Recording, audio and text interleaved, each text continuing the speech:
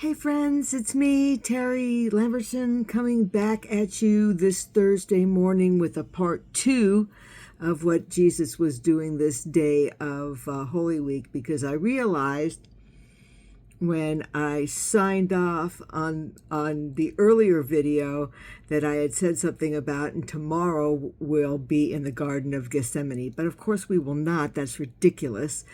Jesus went to the garden immediately after the Passover Seder was over. And I just wanted to jump back here again in Mark verse 10 and 11, because we kind of left off at the whole Judas Iscariot thing. And the scripture reads, Judas Iscariot, one of the 12, went to the cabal of high priests, determined to betray him. They couldn't believe their ears and promised to pay him well. He started looking for just the right moment to turn him over. So then this brings us to the Garden of Gethsemane. And again, here is an amazing illustration of the human emotionality that Jesus possesses. After the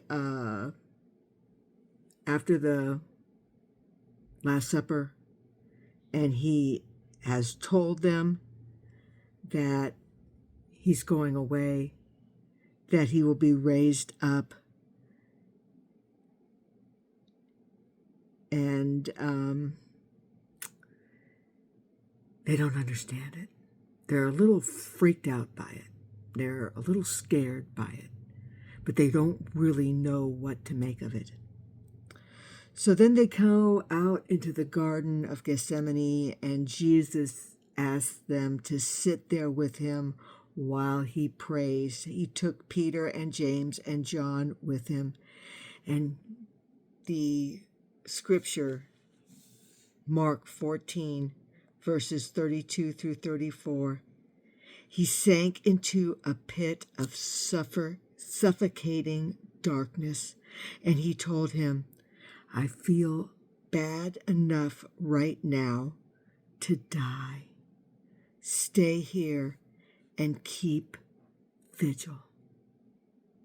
He is actually so over the top, overwhelmed, that he is sweating blood.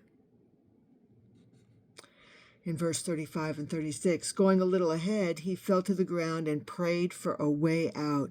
Papa, Father, you can't you? Get me out of this. Take this cup away from me, but please, not what I want. You do what you want. And it's a question. It's a question. You do what you want.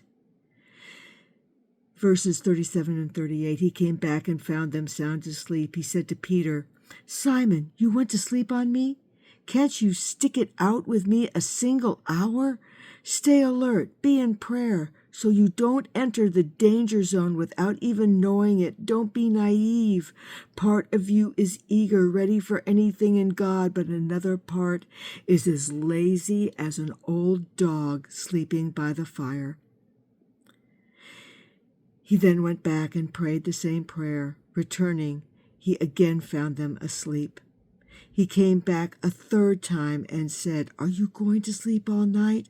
No, you have slept long enough. Time's up. The Son of Man is to be betrayed into the hands of sinners. Let's get going. My betrayer has arrived.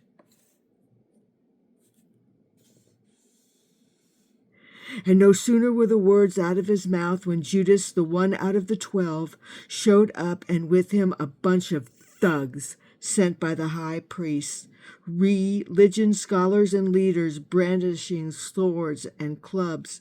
The betrayer had worked out a signal with them. The one I kiss, that's the one. Seize him. He went straight to Jesus and said, "Rabbi," and kissed him. The others then grabbed him and roughed him up. One of the men standing there unsheathed his sword, swung, and came down on the chief priest's servant, lopping off the man's ear. Jesus said to them, "What is this? Coming after me with swords and clubs as if I were a dangerous criminal? Day after day I've been sitting in the temple teaching, and you never so much as lifted a hand against me. What you in fact have done is confirm the prophetic writings." All the disciples bailed on him.